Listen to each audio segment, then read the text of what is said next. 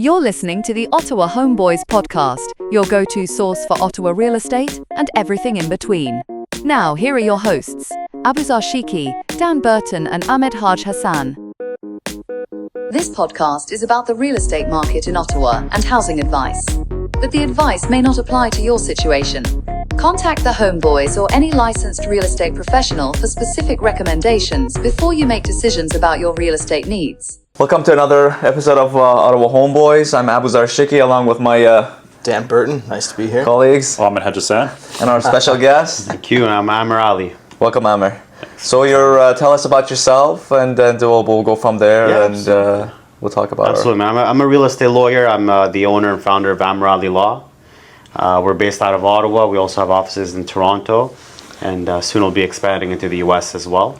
going international. Yes, sir. Yes, the long-term vision. But for now, I mean, real estate is really my niche. Okay. So I really appreciate you guys bringing me Good in. to have you here. I always respect Realtors. I think you guys have like a very like interesting kind of hustle, you know. For sure. Yeah. For sure. Totally respect it.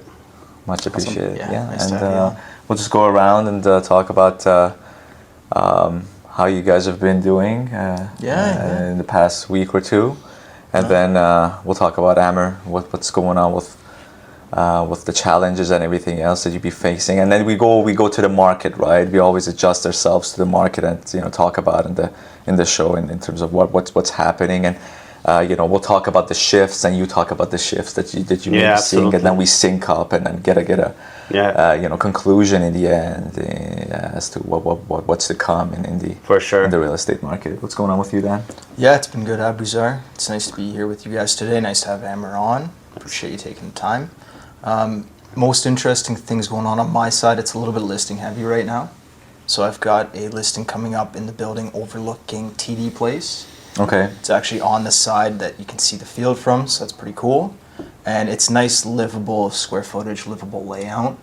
Going to be pretty excited to bring that one to market. And then it's looking like two listings coming up in Findlay Creek.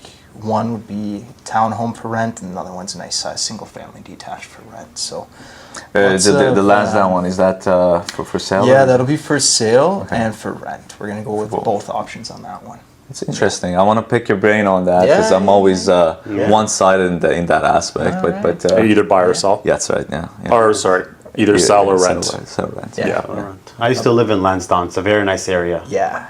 Lansdowne's fantastic, man. Like Yeah. everything around the walking distance. Everything's there. Man. So It's great. Such a nice location. Yeah. Such a prime location as well. I mean, even when I was looking to rent, that was the spot that was the hardest to find. And whenever there would be a listing, it's gone within That's like it. a couple days. It's gone. So Even just in this specific area, like you can pull the community on MLS. Yeah. There's only one listing in the Glebe right now Yeah, for I rent. believe That's it. a 2-bedroom like Yeah, this. yeah. So People hold on to their properties here. for sure. exactly. How about you? Yeah, I've been good. Working a couple deals right now, both with my good friend Amer. The best. Yeah, so we have an interesting one going on with a condo that's part of another condo board. It's a bit tricky, but I love kind of like learning the ins and outs of it because I've been communicating with Amer, and I've been communicating with the head of the condo corp and also my buyers as well. It's really nice to kind of get a better understanding of why condos exist and like why their rules exist and why the reserve fund exists. And But from what you were saying, well, what's interesting for me overall is the concept of the home. Talk about that, because a lot of people haven't heard of this. yeah, So what is this that you got a buyer, you put an offer for this, and then what's the concept? What's the type of home? it's a freehold condo. It's a freehold detached condo. Yeah. Which, like, again, you when you don't think you come across something, you come across something in real estate, which That's is right, pretty interesting.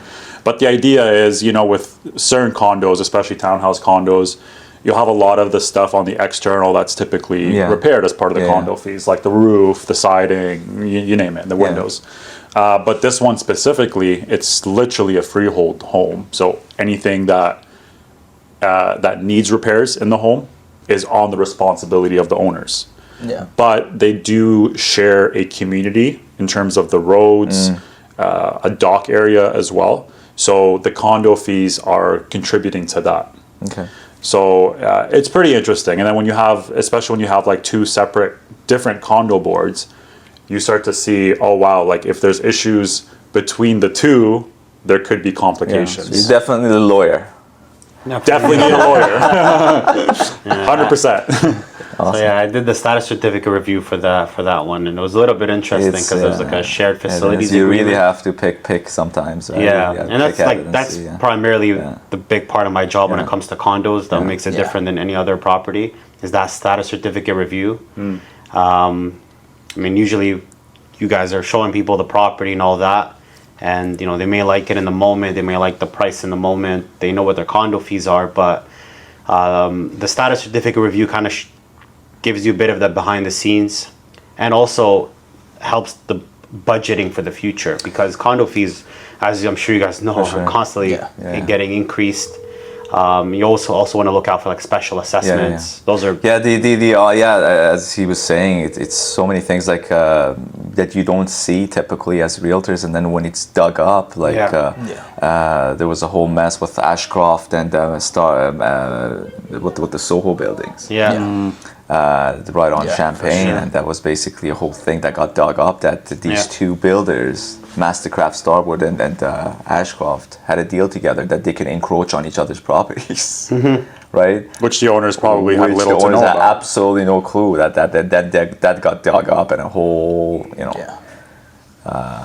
so it's wormhole, And I mean, there's things that we don't see as well. Like, I don't know what the property looks like. I don't know how many bedrooms there are. So, for instance, like the condo corporation that's a freehold. Like when I try to explain to people, this is what condo fees are, and this is what you're paying for, and they're like, well, like it's a freehold home. It's not like a condo. Like I'm not in a building. And it's harder for me to be able to explain to them. So, what are these shared facilities or shared areas? It makes more sense for people that have actually seen the property and for sure, kind of absolutely, did the showing. just to work together and collaboration. And it's been busy on the listing too for me. It's so you got that little townhouse this week. It takes so much work with listings, right? As you guys know, the prep, just the meetings with the sellers or the landlords, and then just prepping everything and getting ready for whatever's to hit the market. So there's one on Beaumont, 1213. There's a little well-maintained, upgraded townhome. So that's $395. We're getting a lot of showings. Nice price. Still no bite. Just a lot of buyers are like, oh yeah, first time especially.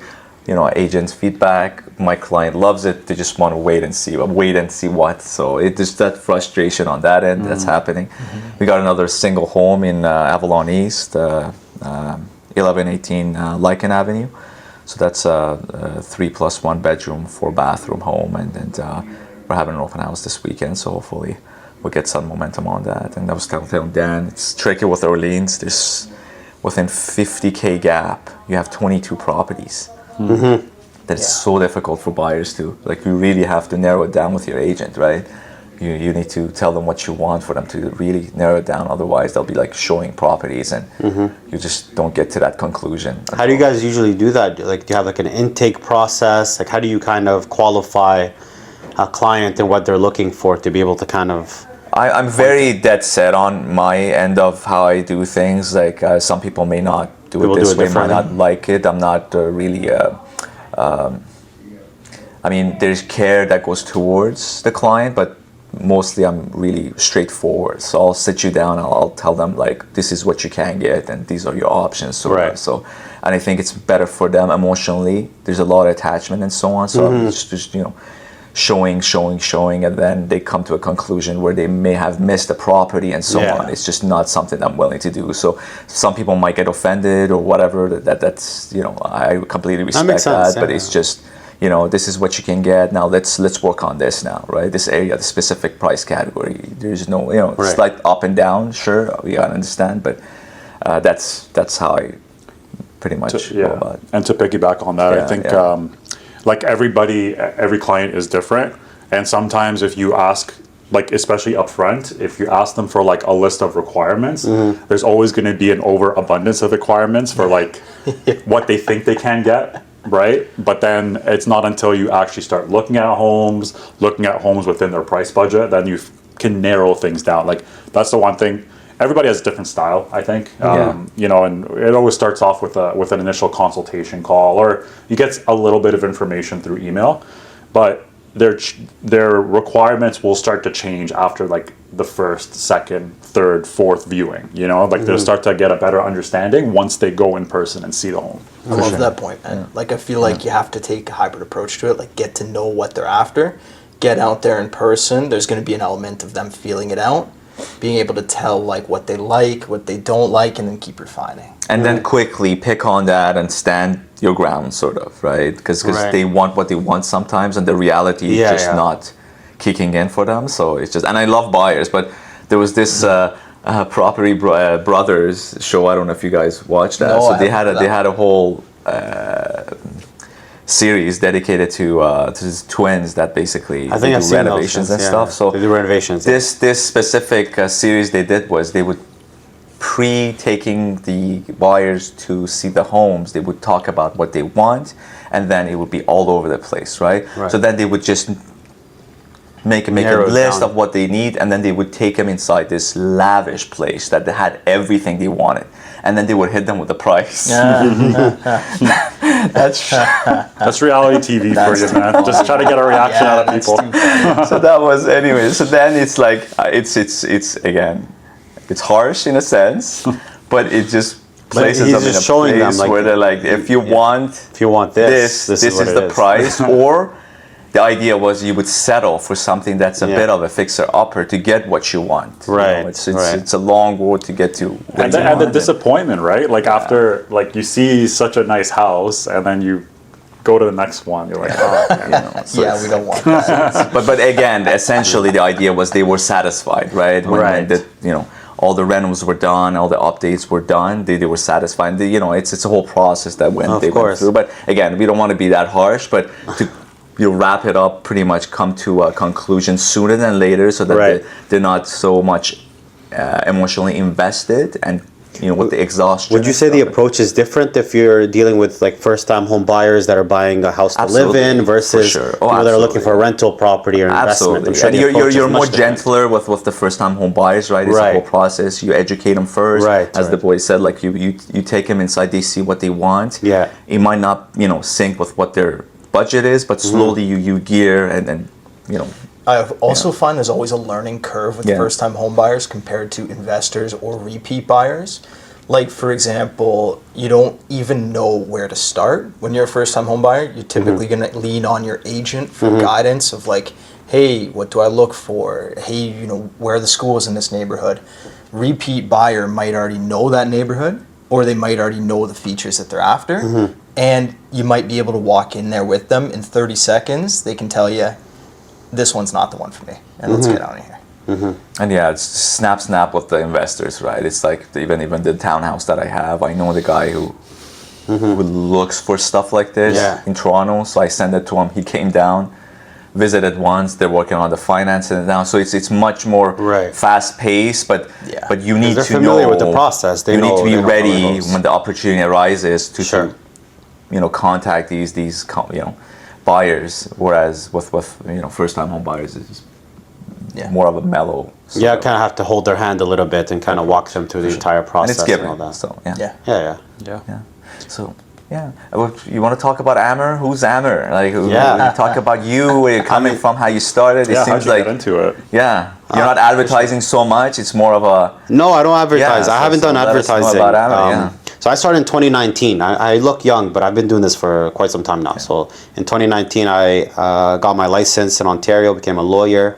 I was a little blessed because I grew up on the Quebec side, and their educational process kind of allowed me to do a shortcut. So my undergrad was in law school essentially. So I was a lawyer at 23. So I was very young, but I wanted to start my business right away. My initial concept is I wanted it to be online. I don't know why, but I have reasons. I think my cousins, they have like an online business. So I was very inspired by that and seeing how I could deliver legal services online.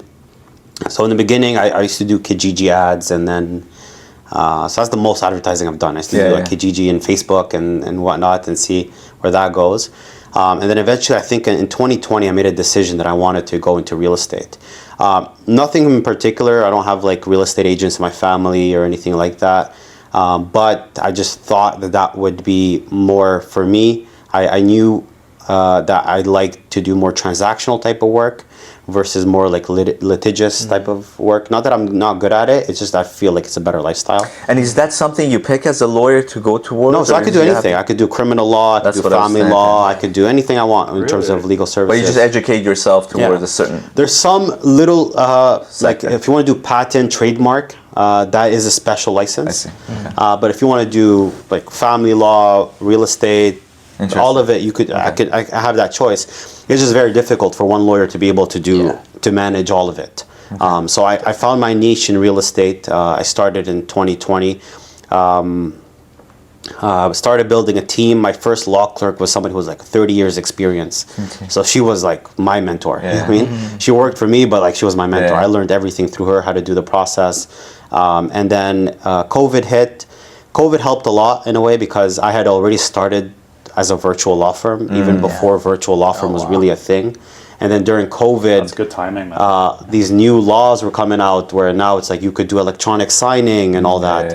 Because before I had an office, I used to drive to people's houses, man. I used to put a suit on, drive to your house in my Nissan Versa with my folders and get you to sign documents and then scan them at like Staples. And you know, you start the way you got to start. And then eventually, you know, it picked up. Got my first office. But I kept going with that the virtual law firm concept. I developed a very good system where, you know, we have a very good kind of process from the intake to the client meeting being done virtually, through the documents to be signed electronically, the closing process, exchange of keys. Thanks to the realtors, now they can leave lockbox. That's what I was gonna say as well. Lockbox and keys. So most of it can be done virtually, which is awesome. But I always understood that that personal connection is the biggest asset, and reputation is everything when it comes to in this business. Because at the end of the day, you're going to choose.